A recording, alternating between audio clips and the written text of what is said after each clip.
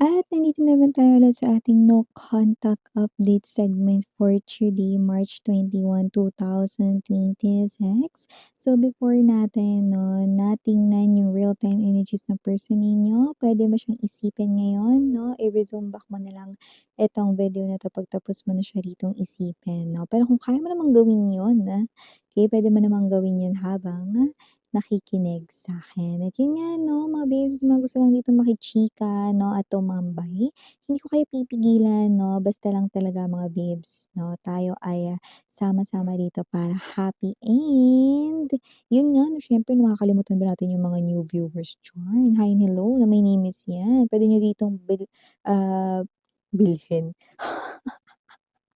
Puwede niyo rito 'no na, bitbitin 'no, tignan mo bitbitin talaga yung sasabihin ko pero bilhin niyo na sa'min 'di ba? Bitbitin rito ang iba niyo pang barkada, loved ones, family, kahit yung mga crushes, person ninyo, special person, jowa, whatever 'no. 'Yan, puwedeng-puwede niyo sila ritong dalhin, 'yan. At yun nga sa'king mga returning instant buyers, thank you so much, okey?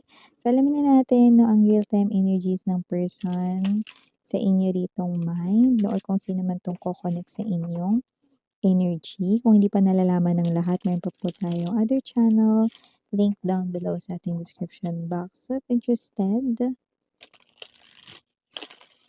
i-click lang yung link dito sa description box na reading na ito para makapunta kayo there. Araw-araw nag-a-upload din tayo ng collective readings for all signs doon. So maraming salamat Archangel Michael, Guardian Angels of Collective.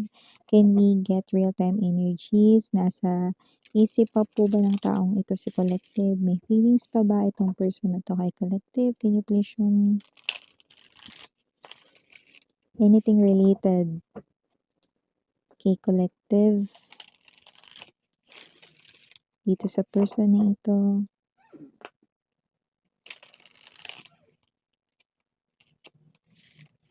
Okay.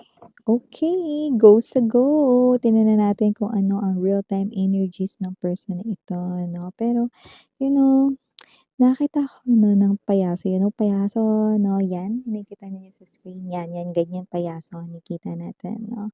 Eh, pero yung lonely one, so let us see. The Hangman.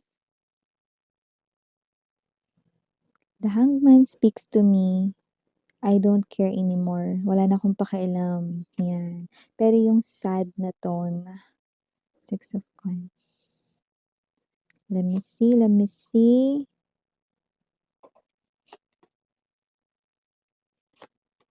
Okay, I got it. The connection of that clown or payaso right in here. By the way, you also have here, guys, the Queen of Coins, the Emperor, Knight of Wands, and the Wheel of Fortune. Bottom of the deck for our no contact segment for today. Eight of Wands, Ten of Coins, and the Eight of Coins. Okay.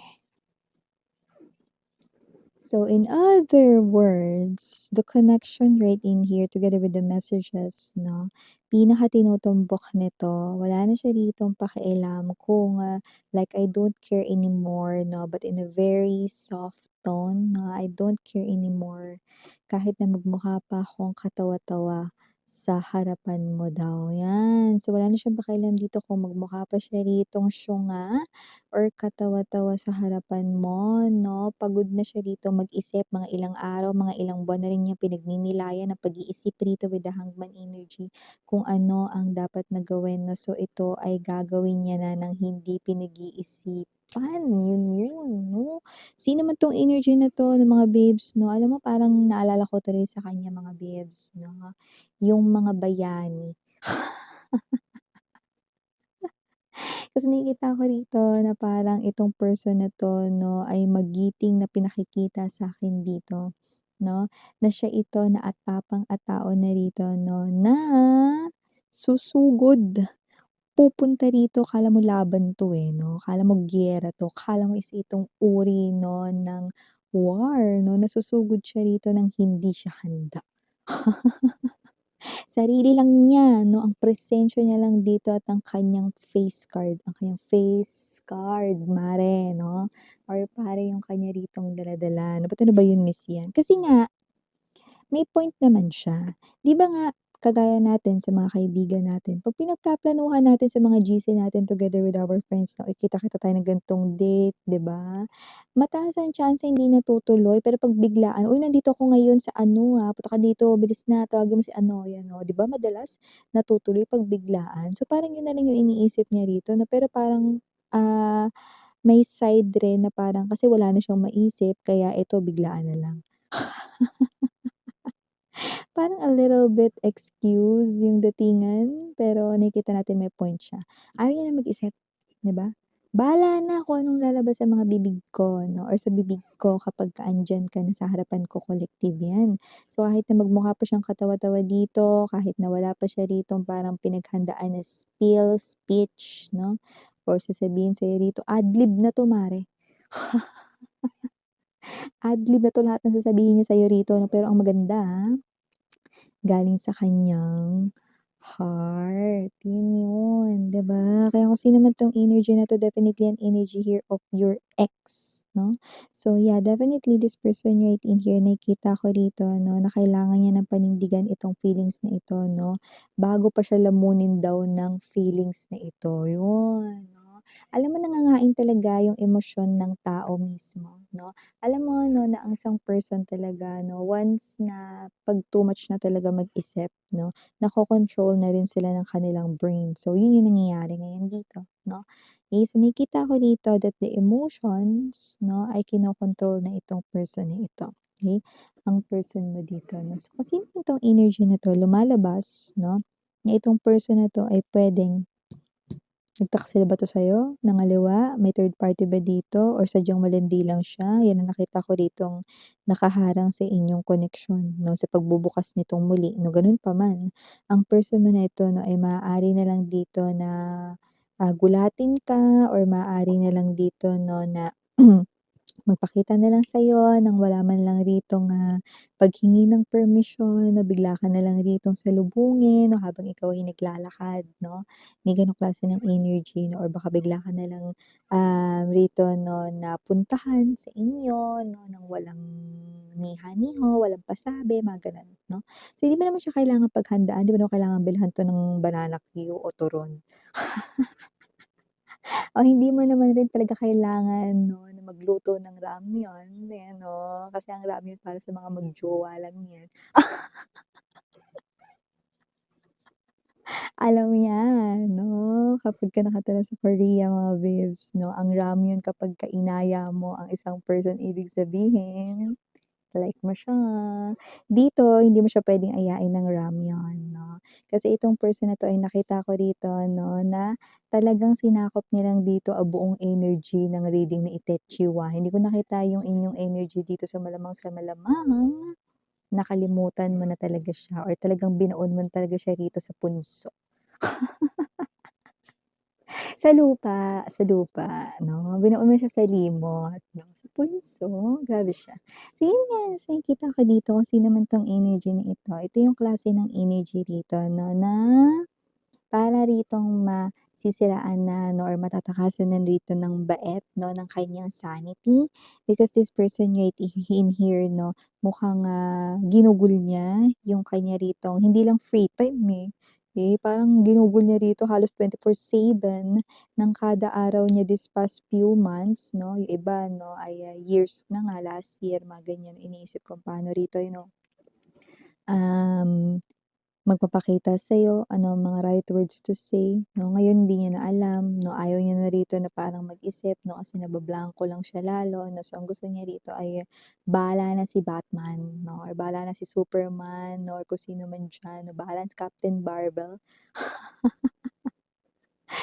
So, kung sino man 'tong energy na 'to 'no, haharap na lang siya rito at hahayaan niya na lang rito 'no, na lumabas ang emosyon, okey, ng, hindi siya prepared 'no. Pero okey rin yun kasi mas mataas ang tyansa na hindi siya dito mag-buckle at talagang mailabas niya rito ang kanyang damdamin, okey, kaysa yung minemorize or kaysa yung pinaghandaan, 'di ba? Tsaka maganda rin ito 'no, kasi parang hindi niya rin dito parang maisip na umatras. Kasi once na biglaan tuloy, tuloy kung tuloy. Kasi nakita ko rito that the flag is definitely nakataas 'no, yung pagka-hold, so ibig sabihin talagang tuloy 'no.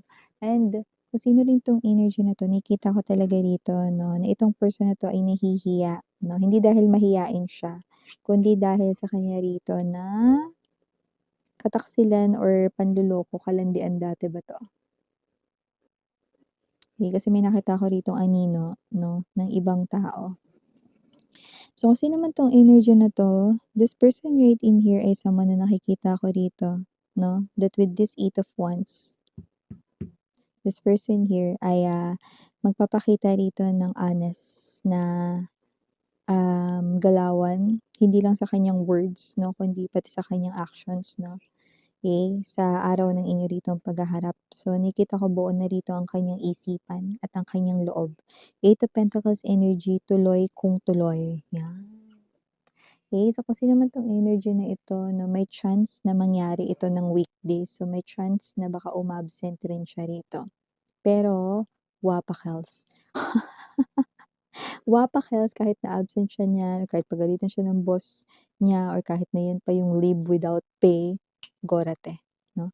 Yun ang nakikita ko sa energy niya rito, mare, pare 'no. Pero siyempre nasa inyo yan 'no, kung gusto niyo siya ritong harapin 'no. Pero siyempre ang pinaka nakikita ko talaga rito 'no, ay dahil, siya rin ito na parang naubusan na rin ng pasensya sa sarili niya. Kung ito lang rin pala yung magiging ending, sana pala ginawa niya na last year 'no, para hindi na siya nahirapan dito kaiisip, 'di ba? So, may gano'n siyang klase ng energy. But for this person, it's not yet too late daw. So, expect mo na siya rito 'no, na parang gulatin ka na lang 'no, somewhere 'no, and whenever, Kasi dito nakita ko rito parang weekdays ito mangyayari 'no, at may time talaga rito kasi may ibang naghahanap sa kanya rito, eh. Puwedeng tinatawagan siya ng boss niya, "Anong oras na hindi ka papasok, hindi ka nagsabi sa'kin na absent ka ngayon?" Ayan 'no. So, ever this energy is parang may magulo rito na parang may conflict, eh. Kasi hindi na rin niya rito mai-ano, wala na sa hulog yung pag-iisip niya, kailangan maitama na ito at mangyayari lang yun 'pag nakaharap at nakausap ka na niya. So, hindi na siya rito kung magkaiba man yung medyas niya sa araw na yan, kung hindi man siya makaporma rito 'no or tacky 'no or parang yung suotan niya sa araw na yan 'no, bahala na. Ang importante makita ka niya, masabi niya ang nais niyang sabihin sa'yo, yun na yun. Kahit na magmukha pa siyang katawa-tawa like a payaso or a clown right in here, gora na daw 'te. Pero siyempre, hindi naman rito mga babes 'no, komo ganyan ang kanyang sincerity 'no, ay, dapat ba tanggapin ko siya miss yan? Siyempre nasa sa'yo pa rin yun. Ano ba ang deserve mo tingin mo sweetheart? Ano ba talaga ang deserve mo? Kasi kung hindi mo na siya ike-claim dito at nilibing mo na siya sa punso, eh, 'di ba, hayaan mo na lang siya. Parang i-claim mo na lang ito as closure kung ganun man yung feelings mo, mare, okey? But definitely you will receive here something 'no, na ito na yun, yung explanation na deserve mo, ito na yun, yung, apology na deserve mo, okey? Ito na rin yun 'no, yung karma niya na deserve mo. Okay. So initials, we have here capital letter M at capital letter W. Also have here capital letter Q. We also have here capital letter R and capital letter C. Andito rin ang capital letter D at mawawala ba ang capital letter E. And for small letters, we have R, M, S, B as in boy, Victory B as well. L, and last but not the least, we have G, small letter G, okay? So yeah, again, I'm your Yana on me for the girls and Yana Duna for the boys. Sarang Heya, Love and Light, sweethearts, please do check out other channel if interested for more collective readings, okay? Sarang Heya, Love and Light, and yun.